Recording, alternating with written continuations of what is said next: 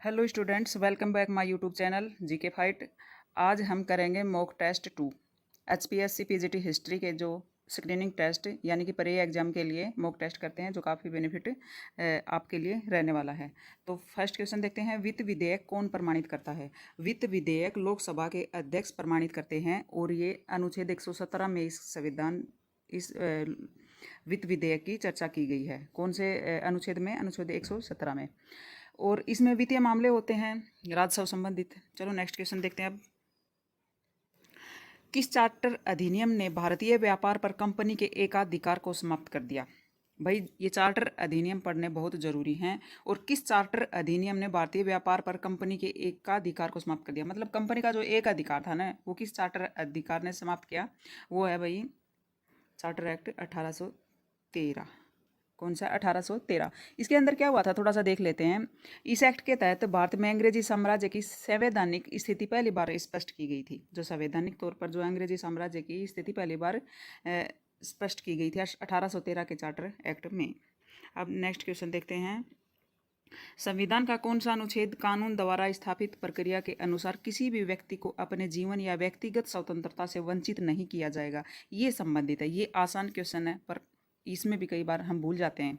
तो यह है अनुच्छेद 21। कौन सा है? अनुच्छेद 21। इसमें क्या है? प्राण और दैहिक स्वतंत्रता संरक्षण का प्रावधान है। क्या है इसमें 21 में? जो ऊपर पढ़ चुके हैं, कानून द्वारा स्थापित प्रक्रिया के अनुसार किसी भी व्यक्ति को अपने जीवन। क्वेश्चन नंबर 4 3 हो गए। 1921 में 3 प्रेसिडेंसी बैंकों के एकीकरण के बाद गठित बैंक का नाम क्या है? अब जैसे 3 बैंक थे शुरू में और उनका एक मिला के एक बैंक बना दिया था, इंपीरियल बैंक ऑफ इंडिया। इसकी जो स्थापना थी वो 27 जनवरी 1921 में हुई थी भाई। 27 जनवरी 1921 में इंपीरियल बैंक ऑफ इंडिया की स्थापना हुई थी। लेकिन ये स्थापना ये नई नहीं थी, इससे पहले इस बैंक की स्थापना हो चुकी थी। वो कैसे? देखो, 1806 में कलकत्ता बैंक की स्थापना हुई थी। 1840 से 1921 तक रहा था बैंक ऑफ बॉम्बे। और 1843 में मद्रास बैंक। तो तीनों को मिलाकर एक बैंक की स्थापना की थी। वो क्या था? Imperial bank of India. Calcutta, Bombay और मद्रास 3 बैंक थे। नेक्स्ट क्वेश्चन देखते हैं अब। बंगाल गवर्नर जनरल कौन थे जब मुर्शिदाबाद से कलकत्ता तक खजाना स्थानांतरित किया गया था? वैसे तो लगभग सारे ही थे, लेकिन क्वेश्चन क्या पूछा गया है? जब मुर्शिदाबाद से कलकत्ता तक खजाना स्थानांतरित किया गया था।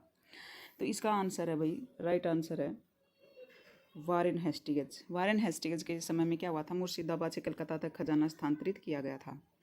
ये क्या कब हुआ था? ये जब वो 1772 में कोर्ट ऑफ डायरेक्टर ने बंगाल में दोहरी शासन प्रणाली समाप्त करने का निर्णय लिया, तब कलकत्ता परिषद तथा उसके प्रधान को आज्ञा दी गई थी कि स्वयं दीवान बने तथा बिहार, बंगाल एवं उड़ीसा का प्रबंध अपने हाथ में लें।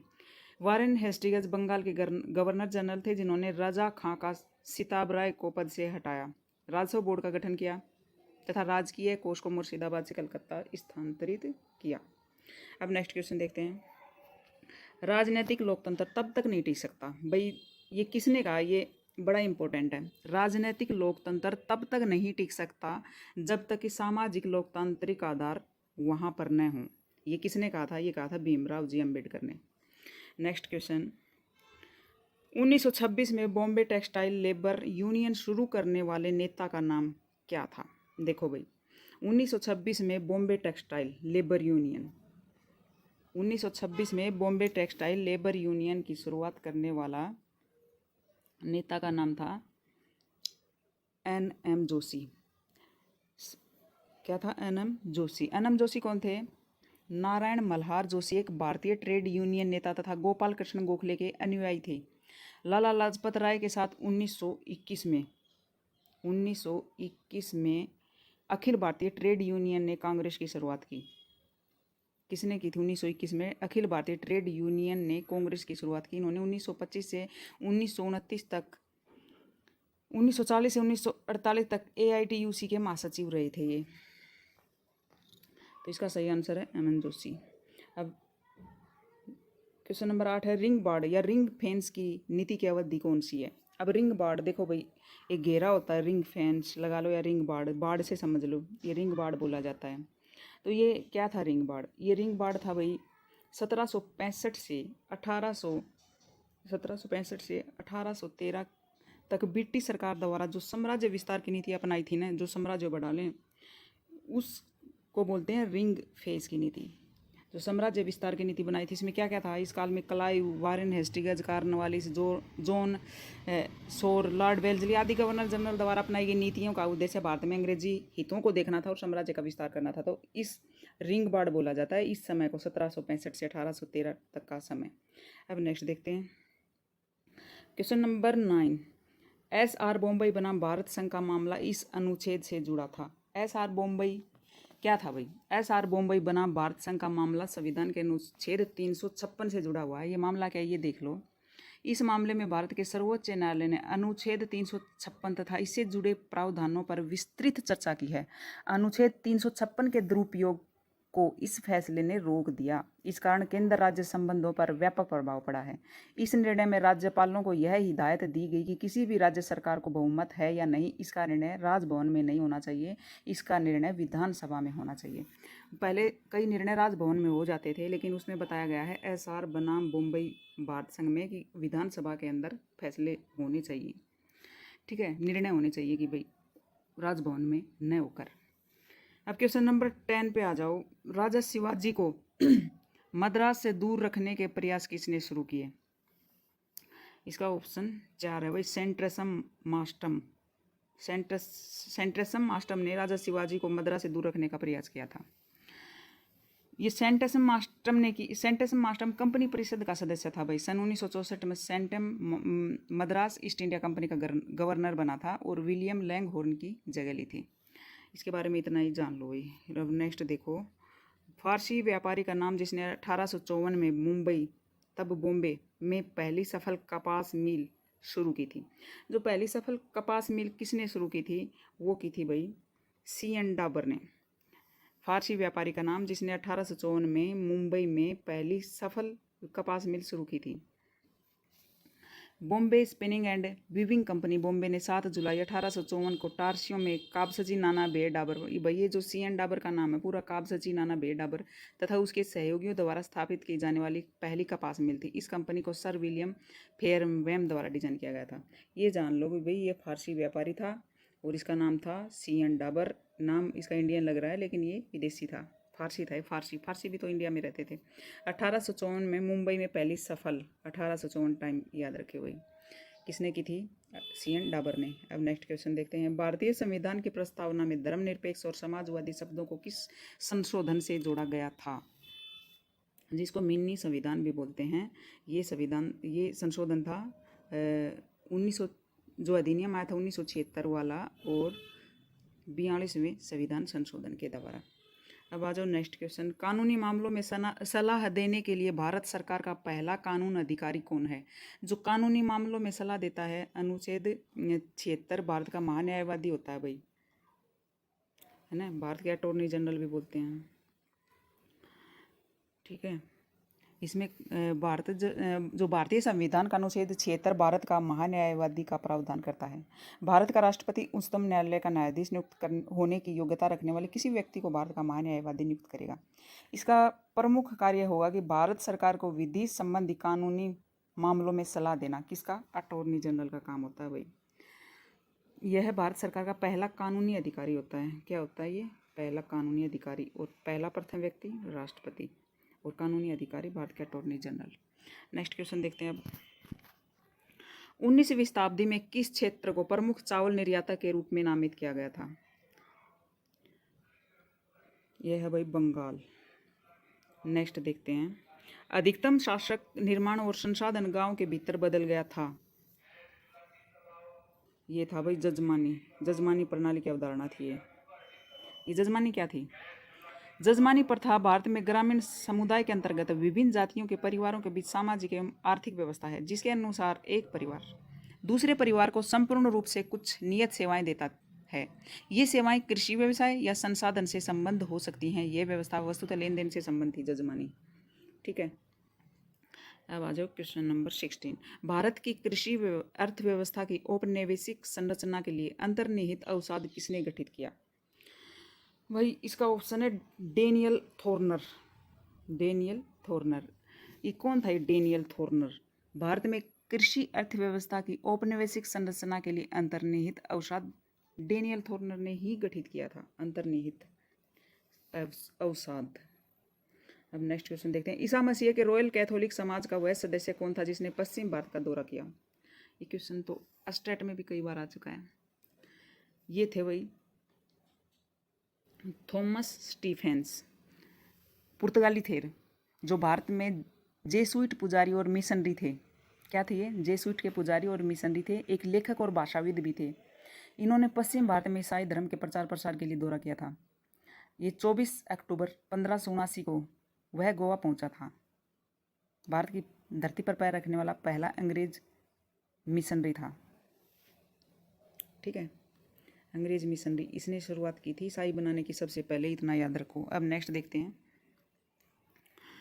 किस समूह ने उस्ताद शब्द का इस्तेमाल किया था? अभी भी होता है। किस समूह ने किया था भाई ये उस्ताद का? ये किया था भाई पूर्व भारतीय शहरी शिल्प प्रतिवेश ने। पूर्व भारतीय शहरी शिल्प प्रतिवेश समूह ने उस्ताद शब्द का इस्तेमाल किया। उपनिवेश काल में पूर्व भारत में कला एवं शिल्प समानार्थक थे, जो कि स्थानीय बाजारों की रीढ़ होती थी। बिहार, बंगाल, उड़ीसा और असम शिल्प कला के केंद्र थे। जीवन का विकास एवं उन्नति उसी पर निर्भर करती थी। किसके ऊपर? शिल्प के ऊपर। अब नेक्स्ट क्वेश्चन देखते हैं भाई। यदि संसद के दोनों सदनों के बीच असहमति उत्पन्न होती है तो राष्ट्रपति संसद की संयुक्त बैठक 108 को बुलाते हैं। इस संयुक्त बैठक की अध्यक्षता कौन करता है? वेरी इजी क्वेश्चन, ये करते हैं भाई लोकसभा अध्यक्ष। अब आ जाओ आगे। 17 जून 1858 को उनकी मृत्यु के बाद झांसी की रानी के बारे में नीचे दिए गए शब्दों को किसने कहा? यहाँ वह महिला है जो विद्रोहियों के बीच एकमात्र पुरुष थी। ये बात किसने कही थी भाई? ये कही थी जनरल हायूरोज ने। ठीक है, वो अंग्रेज सेनापति था। जनरल हायूरोज मतलब अंग्रेजों की तरफ से ये प्रतिनिधित्व कर रहा था। क्वेश्चन नंबर 21, किन्हें सुधारक के रूप में भी बुलाया गया था? भाई ये है क्वेश्चन नंबर 1 का आंसर है नरमपंथी। नरमपंथी कौन थे, गरमपंथी कौन थे, इनसे आप वाकिफ हो। अब नेक्स्ट देखते हैं 22। भारतीय राष्ट्रीय कांग्रेस की किस वार्षिक रिपोर्ट ने बताया पुराने अभिजात वर्ग लोगों के तथा कथित प्राकृतिक नेताओं की पूरी अनुपस्थिति? ये जो भारतीय राष्ट्रीय कांग्रेस की वार्षिक रिपोर्ट आती थी उसमें बताया गया कौन सी रिपोर्ट में बताया गया? पुराने अभिजात वर्ग। तो अभी जो 22 का सही आंसर है ये बताया गया था भाई 1886 की रिपोर्ट में बताया गया था।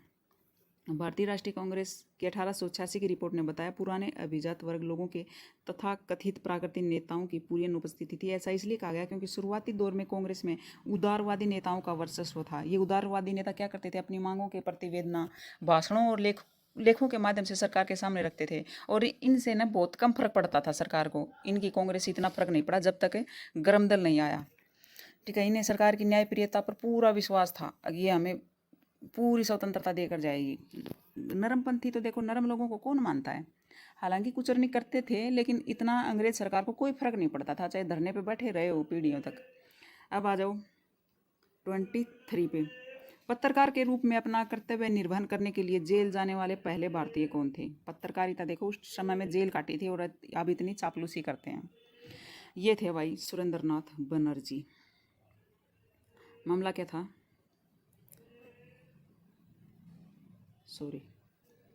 पत्रकार के रूप में अपना कर्तव्य निर्वहन करने के लिए जेल जाने वाले पहले भारतीय कौन थे? तो ये थे सुरेंद्रनाथ बनर्जी। इनके साथ क्या हुआ था? 1879 में इन्होंने द बंगाली समाचार पत्र आरंभ किया और 1883 में अपने समाचार पत्र में अदालत की अवमानना करने के कारण गिरफ्तार किए गए, क्योंकि अंग्रेजों ने तो साबित कर दिया था ना कि भाई अदालत की अवमानना की है। इन्होंने भारतीय राष्ट्रीय कांग्रेस के 1895 के पुनः अधिवेशन तथा 1902 के अहमदाबाद अधिवेशन की अध्यक्षता की थी। 2 बार की थी भाई सुरेंद्रनाथ बनर्जी ने, 1895 में और 1902 में। ठीक है, 1895 में पूना में और 1902 में अहमदाबाद में। ठीक है, अब नेक्स्ट देखते हैं। कांग्रेस और गांधी ने अस्पृश्यों के साथ क्या किया के लेखक कौन थे? भाई इसके लेखक थे BR अम्बेडकर। नेक्स्ट देखते हैं। किसने कहा अगर हम साल में एक बार मेंढक की तरह टर करेंगे तो हम अपने श्रम से कोई भी सफलता नहीं प्राप्त कर सकेंगे? ये तो कोई गर्मदल ही हो सकता है, नरमपंथी तो ऐसी बात कहेगा नहीं। तो 25 का है भाई बाल गंगाधर तिलक। याद रखना, बड़ा इंपॉर्टेंट है कि एक बार उछल के रह जाते हो, ऐसे कुछ नहीं होगा। साल में एक बार अधिवेशन होता था कांग्रेस का, उसके ऊपर गई थी। 1878 में राजमुंद्री सोशल रिफॉर्म एसोसिएशन की स्थापना किसने की थी? भाई ये तो करी थी वीरेशलिंगम ने। वीरेशलिंगम कौन था? वीरेशलिंगम था भाई समाज सुधारक। और अपने सिलेबस में चैप्टर है, इसमें से क्वेश्चन बनेंगे। इतना इजी क्वेश्चन नहीं पूछेगा एग्जामिनर, ऐसे क्वेश्चन लेके आएगा जो हमने कम पढ़े हैं। देखो वीरेशलिंगम कौन था, इनके बारे में भी पढ़ लेते हैं। इनका पूरा नाम था कंदुकूरी वीरेशलिंगम। तेलुगु साहित्य के आधुनिक काल के प्रसिद्ध साहित्यकार एवं समाज सुधारक थे। इन्होंने गद्य ब्रह्मा के नाम से ख्याति मिली थी। ये जाति पाति के कट्टर विरोधी थे, क्योंकि समाज सुधारक थे तो सबसे पहले जाति पाति का ही विरोध होगा। केशव चंद्र सेन से और ईश्वर चंद्र विद्यासागर, राजा राम मोहन राय से इनकी खूब बनती थी, क्योंकि सारे ही समाज सुधारक थे, इनको फॉलो करते थे ये। इन्होंने राजमुंद्री सोशल रिफॉर्म एसोसिएशन की स्थापना 1878 में की थी। ये तो हमने पढ़ लिया, राजमुंद्री सोशल रिफॉर्म एसोसिएशन। और उसके अंदर वीरेशलिंगम ने की थी। ये साउथ का था, यानी तेलुगु था। ठीक है, अब नेक्स्ट देखते हैं। सिंह सभा आंदोलन की स्थापना 1873 में कहाँ हुई थी? भाई सिंह सभा आंदोलन की स्थापना 1873 में कहाँ हुई थी? ये हुई थी भाई अमृतसर में। सिंह सभा अमृतसर 1873। ठीक है। सिखों के सुधारवादी संगठन सिंह सभा आंदोलन की स्थापना 1873 में अमृतसर में हुई थी। भाई सिखों में भी सुधारवादी आंदोलन चले थे, हमारे धर्म में भी चले थे, हिंदू धर्म में भी चले थे, मुस्लिम धर्मों में भी चले थे। मतलब समाज के आडंबरों के ऊपर वार था, तो सामाजिक सुधार आंदोलनों में वही था। इसमें क्या था, सिखों के जो सुधारवादी संगठन सिंह सभा आंदोलन की स्थापना 1873 में अमृतसर में हुई थी, ये तो हमने पढ़ लिया। यह आंदोलन ईसाइयों, ब्रह्म समाजियों, आर्य समाजियों तथा अलीगढ़ आंदोलन आदि के धर्म परिवर्तक कार्यवाहियों की प्रतिक्रिया के फलस्वरूप आरंभ की गई थी। जो ज़्यादातर ये धर्म प्रचारक थे ना, उनके विरोधी की गई थी ये प्रतिक्रिया। बाद में 1879 में लाहौर में भी सिंह सभा का गठन हुआ। पहले अमृतसर में, फिर लाहौर में भी हो गया था। अब नेक्स्ट देखो 28 का देखते हैं।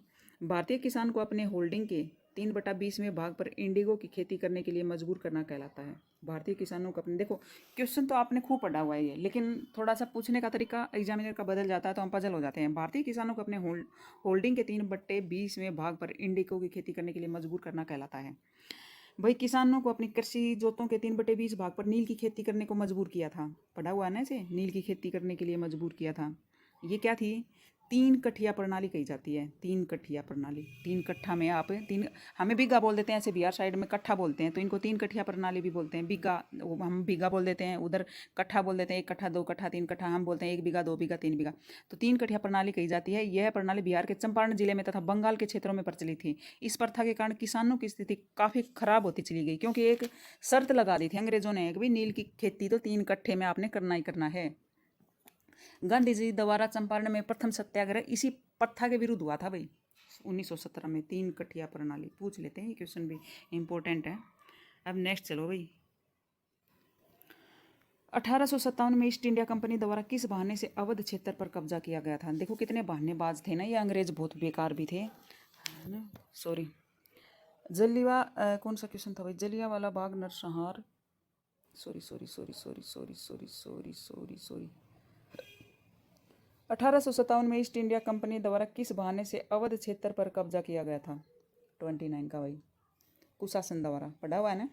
हाँ पढ़ा हुआ है सभी का। कुशासन द्वारा। कुशासन क्या था? देखो इन्होंने क्या किया था अंग्रेजों ने, बेकार तो थे ही ना वो। अवध का विलय किया 1856 में गवर्नर जनरल डलहौजी के काल में। कुशासन का आरोप लगा कर किया था। डलहौजी ने अवध के विलय की योजना बहुत दक्षता से तैयार की थी, बड़े चालाकी से की थी अवध विलय करने की योजना। उसने अपने अधिकारी को शासन के जांच के लिए वहाँ भेजा। उसने अवध पर कुशासन का विवरण लिख दिया। उन्होंने तो पट पट पट पट जो लिखना था, बोलते हैं ना भाई चाचा ही भाई लिखने वाला, उन्हीं डलहौजी ने जो बोल दिया वो लिख दिया, वो पास कर दिया। अब कोई सुनने वाला था नहीं। और उसको लंदन भेजकर विलय के लिए गैर सरकार से अनुमति भी प्राप्त कर ली। जो उनकी जो वो महारानी होती थी वो उसने भी साइन कर दिए, अब भाई कर दो। क्यों? उन्होंने तो जो गलत रिपोर्ट भेजी वो गलत गलत गलत, सब गलत। और भारत को तो उन्होंने मुट्ठी में कर ही रखा था। हमें तो पागल बेवकूफ़ समझते थे अंग्रेज, तो जैसे जो चाह रहा था वो करता था। तानाशाह था एक टाइप से डलहौजी भी। तो ये क्या था? कुशासन के द्वारा किया गया था। अब नेक्स्ट देखते हैं। हिंदुस्तान रिपब्लिक एसोसिएशन कहाँ शुरू किया गया था? देखो भाई क्या हुआ था इसमें। हिंदुस्तान रिपब्लिक एसोसिएशन कहाँ शुरू किया गया था? अब इसमें क्या है, कानपुर में शुरू किया गया था ये। लेकिन इसके बारे में देखो थोड़ा सा जानते हैं। गांधी जी के असहयोग आंदोलन असफल हो गया था। आतंकवादी गतिविधियों में पुनः तेजी आई। जो अंग्रेज, हम तो क्रांतिकारी बोलते हैं उन चीज़ों को, अंग्रेज बोलते थे आतंकवादी गतिविधि, हम तो क्रांतिकारी बोलते हैं। भाई क्रांतिकारी गतिविधियां तेज हो गई, गांधी जी ने असहयोग आंदोलन वापस ले लिया। पुरानी अनुशीलन समितियां तथा युगांतर समितियां सक्रिय हो गई। भाई गांधी जी पहले बोल रहा था मैं आज़ादी दिलाऊंगा, मैं ये करूंगा, मैं वो करूंगा, फिर जो हमारे क्रांतिकारी थे जिनका खून गर्म था वो फिर अपना अपना लेके बैठ गए, भाई ये कुछ नहीं करा, इसने तो अपना असहयोग आंदोलन वापस ले लिया। तो उसके अंदर था भाई हिंदुस्तान रिपब्लिक एसोसिएशन शुरू हो गया। कहाँ पर? कानपुर में। इसमें क्या हुआ था भाई, भारत के लगभग सभी शहरों में क्रांतिकारी संगठन बन गए। फिर अक्टूबर 1924 में समस्त क्रांतिकारी दलों का कानपुर में सम्मेलन हुआ था, जिसमें सचिंद्र नाथ सान्याल, जगदीश चंद्र चटर्जी, राम प्रसाद बिस्मिल, भगत सिंह, शिव वर्मा, सुखदेव, भगवती चरण वोरा, चंद्रशेखर आज़ाद और जो नाम नहीं लिखत में हमारे इतिहास में, सारे महान क्रांतिकारी आदि ने भाग लिया। इसके फलस्वरूप 1928 में भारत गणतंत्र समिति का जन्म हुआ। पहले एसोसिएशन, रिपब्लिक एसोसिएशन का जो एक सभा हुई थी, सारी मिलके कानपुर में सारे क्रांतिकारी इकट्ठे हुए, क्योंकि लोकल अपनी अपनी अपनी अपनी समितियां बनाई हुई थी। और फिर 1928 में क्या हुआ था, भारत गणतंत्र समिति का जन्म हुआ इसी चीज़ से। अब नेक्स्ट देखो, 25 अक्टूबर को हुए किन दंगों के साथ नो खाली दिवस जुड़ा हुआ है। देखो ऐसे ऐसे क्वेश्चन है कि आपको चकरा देंगे, पढ़े हुए हैं लेकिन ये नामों से हमें HPS से हमारे साथ मजाक कर सकती है। इसमें क्या है, बिहार दंगे थे ये। किन दंगों के साथ नोखाली दिवस जुड़ा हुआ है, ये बिहार दंगे थे। इनमें क्या था, ये बंगाल के नोआखली में हुए दंगे, ये जगह का नाम है नोआखली। नरसंहार हुआ था, इसमें ज़्यादातर हिंदू मरे थे, पर प्रतिक्रिया स्वरूप बिहार में भी दंगा भड़क गया था। 25 अक्टूबर से 28 अक्टूबर के बीच छपरा सारण में दंगे भड़के। ये जो दंगों का था भाई, ये 25 अक्टूबर को किन दंगों के साथ नोखाली दिवस जुड़ा हुआ है, तो बिहार दंगों से इसको नोखाली दिवस बोलते हैं, और जगह का नाम है भाई नोखाली दिवस। इसमें वही था, हिंदू मुसलमानों का दंगे हुए थे भाई। अब नेक्स्ट देखो, न्यू लैम्प फॉर ओल्ड के लेखक हैं भाई, इसके हैं अरविंदो घोष। नेक्स्ट देखते हैं, जलियांवाला बाग नरसंहार के लिए बने जांच आयोग का नाम क्या था भाई? हंटर आयोग बनाया था। एक हंटर आयोग 1882 में आता है शिक्षा के ऊपर, और जो जलियांवाला नरसंहार के लिए बनाया जाता है ये भी हंटर आयोग है। ठीक है, इसमें क्या था, जलियांवाला बाग नरसंहार के जांच के लिए सर विलियम हंटर की अध्यक्षता में आयोग बनाया गया था। यह घटना 13 अप्रैल 1919 को बैसाखी के दिन घटित हुई थी। इसके बारे में हम सबको पता है क्या हुआ था क्या नहीं हुआ था। हमारे दो नेता सत्यपाल और हमारे जो पंजाब के दो लोकप्रिय नेता थे, डॉक्टर किचलू एवं सत्यपाल को पकड़ लिया गया था, और इसका जो रोलेट एक्ट के विरोध में ये अपना मतलब धरना प्रदर्शन कर रहे थे। लेकिन जलियांवाला बाग हत्याकांड हो गया, इसके बारे में आप जानते हो, इसके ऊपर ज़्यादा टाइम खराब करने की ज़रूरत नहीं है।